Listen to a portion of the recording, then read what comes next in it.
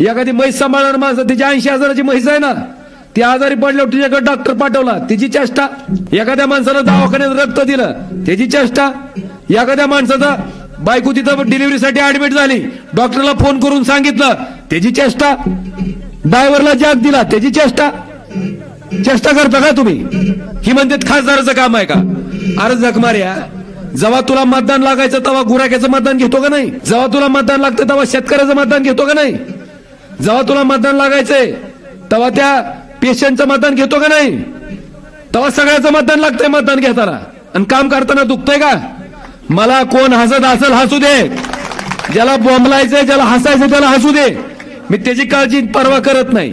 मी माझ्या आयुष्यातला 24 तास मधला 24 तास वेळ तुमच्यासाठी दिलाय आणि प्रामाणिकपणे काम तुमच्यासाठी करत आलोय. हाती घेऊ मशाल रे, पाप जाळू खुशाल रे.